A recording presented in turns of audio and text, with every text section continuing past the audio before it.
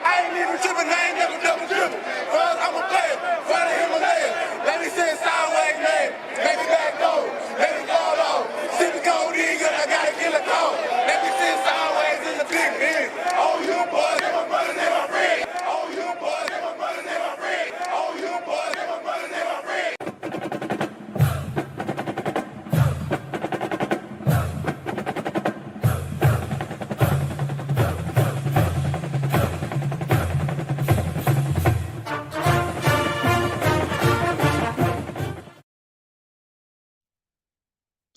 Hey, what's up? This is Jared Gray, aka Boomer, with the Sooner Shakedown. Welcome to the group again. Make sure you're following to look for titles, College Football Nation. We are here to give you updated content every week. We have a bunch of different groups going on right now. Obviously, we're going to be calling, the weekly headlines. Are you the combine? What happened? Spring ball, Venables, and just a little talk to me and see what we got. So if you're in the chat, and I'll get right to you, we're just going to go over headlines real quick. Let's get a shout out Women's History Month. Happy birthday to Coach Amanda Ruler. It was just this last week. She's the running back coach for Seattle Seahawks. She's an absolutely amazing person. Got to talk to her briefly at the Combine last week. Been very busy for us, and going to continue to be very busy with media days and everything else going on. Let's get right to it. So, obviously, headlines. We've got a bunch of stuff going on. We've got a lot of recruiting going on. We've got biggest recruiting so far this last week is Oklahoma had 2025 quarterback commit. Sperry, really, really good commit from him. Not many people probably know his name, but he's going to climb boards real fast in rankings. Going to go from a 0-star to a 4-star real fast. And just wait till you see that. Other news is, crystal balls are changing. We got guys like Nawari, who looks like to be the number one defensive lineman. We talked about him a couple of weeks ago. He's climbing boards. He's going to be the number one defensive lineman, probably already going to be committed in Oklahoma. Love Smith, his teammates here. Oklahoma could have very easily 3 of the top 10 defensive linemen in this class is just climbing with Nigel Smith, Nawari, Stone. So just keep an eye out. It's going to be a crazy one. Spent a lot of time this last week at the NFL Combine. Been a really crazy time in general. And it was really busy, waking up very early in the morning, getting out to talk to the players, watch the players. When we're getting to the Combine, we got, 5 guys that were there. We have Braden Willis, who we spoke to personally, Eric Gray, Anton Harrison, Wanya Morris, Michael Turk. Michael Turk, we really thought was going to do the bench press.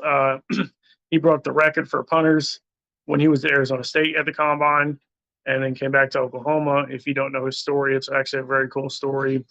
Guy's an absolute gem, and we'll miss him at OU. Obviously, he looked very good in punting drills, had a decent 40 time. Don't expect him to run much 40, but, on the football field in general. But you got, guys like, Anton Harrison, who a lot of us thought are very good in our eyes because we see him in Oklahoma. But when you get to talk to guys like Anaduke Azama from Kansas State, all he did was talk about how good Anton Harrison is. And he said that he probably is the best offensive tackle he faced all season, and he thinks he's the best in the class. Watching him, talking to him in general, getting a different perspective about a player, it just makes you feel that much better about the player that you're losing. But we all know Oklahoma's Oklahoma University, O-line University. They've absolutely crushed it every year, every single year, and we just keep bringing more talent. There are losing guys in Wanya and Harrison, but you know what we do? We reload. Wanya ended up pulling his hamstring on his 40 time. I always feel like, hey, let's run 140 and go from there, and we can do it just how it works. So, as part of this, with the Sooner Shakedown aspect, also got to talk to Eric Gray. We've done an interview with him at CB Nation, and really, really good stand-up young man. Works really hard. Wish he would have ran the 40, but we'll get to see him on the pro day in just a couple weeks. Braden Willis didn't run the 40. Had really good hands. They moved him around a lot. He shook really well. The one good workout that Eric Gray did is he looked very smooth in drills and really stood out in that aspect. Really talked about it, how good he looked in general. So really excited to see him. I have said this and continue to say this. I think that our guy, I'm sorry, have people bugging me in the background. One of the best wide receivers we've had in a very long time, I think is going to be the steal of the upcoming draft. And Marvin Mims is just an outstanding character. We know what he was coming in. Interviewed him twice while we were at the combine. Runs a 4.3 40, absolutely blows it out the water. Doesn't have a single drop at the combine. Had one of the best catches at the combine. During the run drills when he's running down the field, he catches one behind his back and oohed and awed the fans as well as scouts. You'll see him climb the draft boards in general, and that'll be fun to watch because Marvin is absolutely crushing it. And some people think he's going to slip, and we all know he's going to be a steal because he just continues to play very well. Let's get to spring ball. This is the one thing that I think we're all kind of can't wait to do. We've got to the point where he has the the team in general is going to be a lot better than we expected last season. You lose 43 players is what's going to happen. When you got guys coming in to the running back core that we have, you have Marcus Major, who's been a veteran presence and will continue to play well. You have Emeka Megway, who's just transferred in from UW, was a 5-star recruit at one time. He's going to get a lot of playing time. Really thought we'd see him in the bowl game. We just didn't get to see that. Jalen Smothers comes in. We've got Caleb Hicks coming in. And then we all talk about the two-headed monster. The two-headed monster in Javante Barnes and Gavin Sawchuk. We saw them combined at the bowl game. Just looked really, really strong together. Looks like a really strong duo for the upcoming future. They have a really good class. It looks like they're trying to bring in as well with Peoples. When you're talking to guys like Jalen Smothers and Caleb Hicks in this class, they really turned heads, in the recruiting game. You got to love what DeMarco Murray's doing. He continues to set a standard in recruiting for the running back core as well as, other parts of the game. We know what DeMarco is. We've been a fan. He continues to show up and show out in the recruiting and coaching world right now. And I just don't see him slowing down. And that's just fun for us and fun for everybody that we get to see in this aspect. Gavin Sawchuk, Javante Barnes, one's speedy, flashy, one's, a pounder. But I think they both have a little bit of that. The running back room is so deep. When you're talking about losing a 13-yard rusher in Eric Gray, and you have guys like Sawchuk, Barnes, Taway Walker, who, is coming in as a JUCO transfer. He's an absolute dude. Marcus Major is going to be a presence. He hasn't really panned out like we expected him to do. He was getting a lot of early comps, when he was in high school. So he's had a little struggles with academics. Back on the field, he's playing well. But he's more of the presence at this point, the veteran. And the running back room is just massive. I'm really surprised I've held on to all these guys so far. Sawchuk and Barnes, Sawchuk knew he was going to get his time, going to get a chance to play in the bowl game. I think now that we've seen him and the rest of the world have seen him, he's going to play plenty. But when you've got Sawchuk, Barnes, Major, Walker, Megway, Smothers, Hicks, that's a lot of guys, that you're trying to mix in. Now, and here's why I'm telling you this, because the wide receiver core, with the loss that they've had, the guys graduating and, transferring, we've got to see some movement.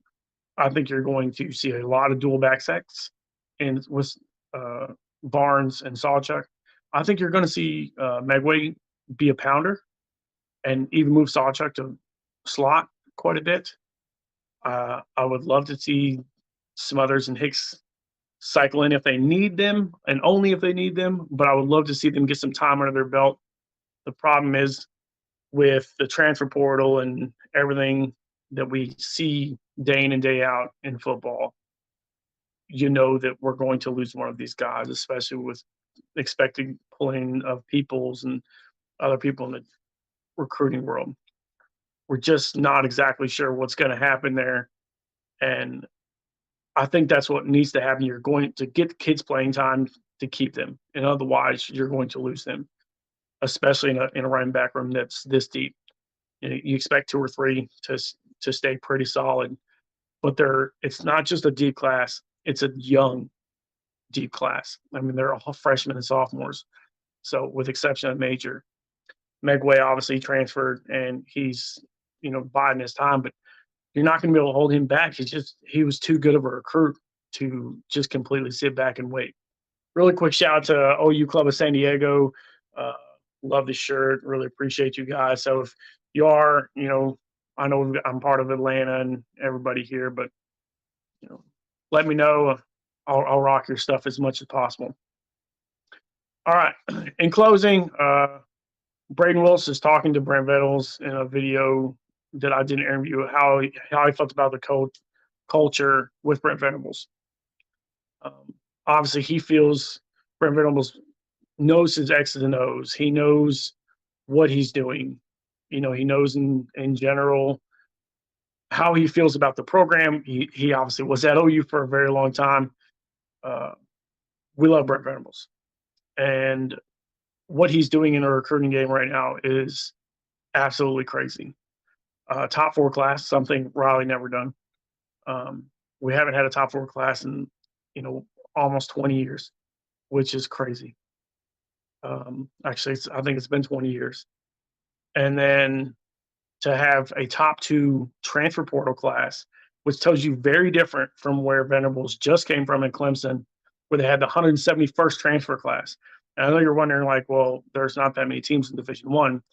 They account all, HBCUs, all classes right now. To be 171st, knowing there's only 140 Division I, tells you how bad you're doing in the transfer portal. Clemson will not survive that. I'm telling you right now. Venables is setting a standard at Oklahoma in recruiting right now. You just got to be happy with what he's doing. He's bringing a winning culture. He knows his X's and O's. He has put tons of phenomenal defensive players into the recruiting aspect, into the NFL. And you're seeing that in his transfer portal class. You're seeing that in his recruiting class. He has put a focus on defense. Obviously, defense wins championships. We continue to say this. Oklahoma's always going to have a good offensive scheme, but to stop good offenses is the key. And when you're looking at just the offers alone, he has 70 offers out to defensive players. That's more than double what he has out for offensive players. That's just crazy to me. And, that's just something you want to be proud of, to be honest with you, as an Oklahoma alumni and as a fan of OU. You just got to love what they're doing in general. Well, in general, that's what we have today. Going to be a busy couple weeks. I do have some questions I want to get to here, so let me get right to that.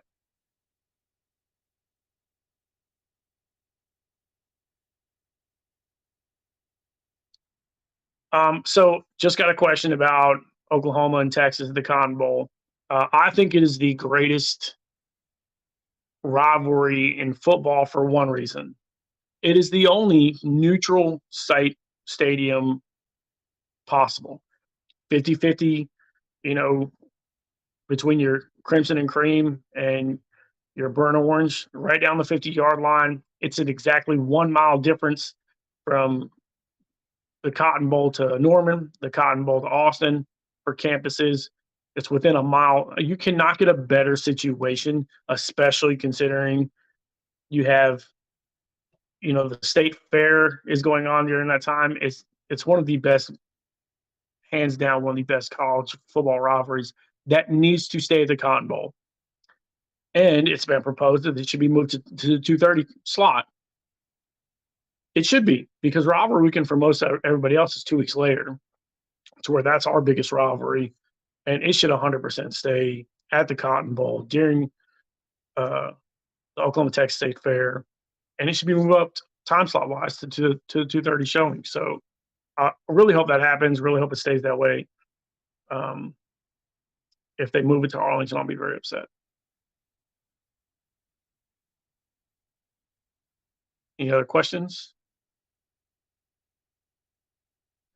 All right. Well, again, appreciate you guys. Until next week, let's go, let's go, let's go. Boomer Sooner, baby.